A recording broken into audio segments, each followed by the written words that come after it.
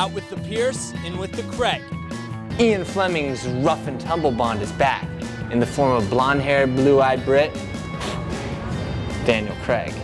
The latest installment begins as the new Bond is promoted to 00 status. 144 minutes later, he has chased a man on a crane, roughhoused in a fuel truck, blown up an embassy, played in a $100 million Hold'em tournament, and shared intimacy with 2 beautiful women. What did we watch? James Bond.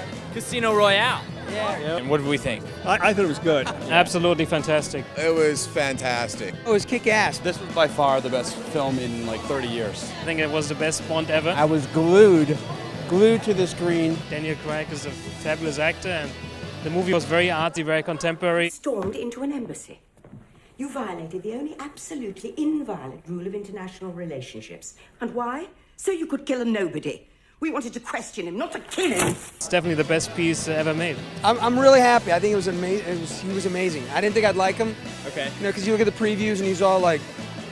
This was the 21st Bond film, but yet it's the first. It's like a prequel. Much more like the book. And now why is it like the book? Well, the only guy that was accurate to the books was Dalton, but he lacked kind of a bit of pizzazz. So this guy's got a bit of, he's got this brute sense to him. He was believable as like a cold-blooded killer. This was James Bond. None of the sarcasm and the quips. It was a much more sinister, brutal sociopathic.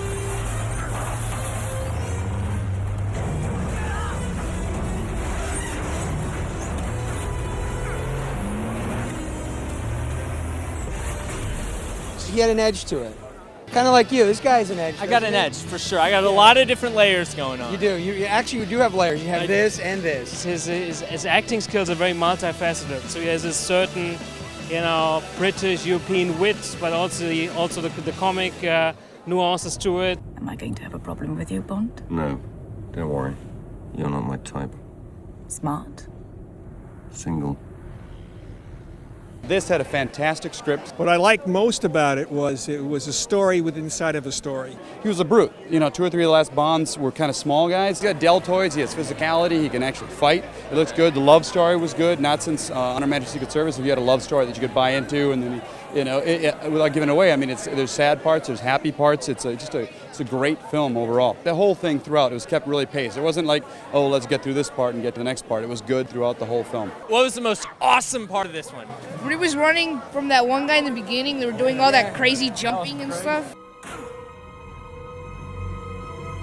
He was like space jumping and stuff like that. It was crazy. It was awesome. Another unique thing was maybe that this guy, Lashif, the bad guy this time, wasn't the general world-conquering bad guy.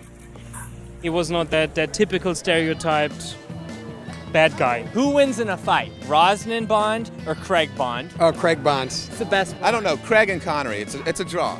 It's probably been a while since you've seen these. Report cards? Yes. I use them an awful lot. Are you a teacher? Yes. There we go. So you're accustomed to giving grades. And what did we do? A+. A+. Overall, I give it an A+. That's a good grade. Best Bond ever? A+. 3 pluses. 3 pluses. Awesome. Boom. It's a guy movie. A+. Do it. There's no reason not to. Just do it.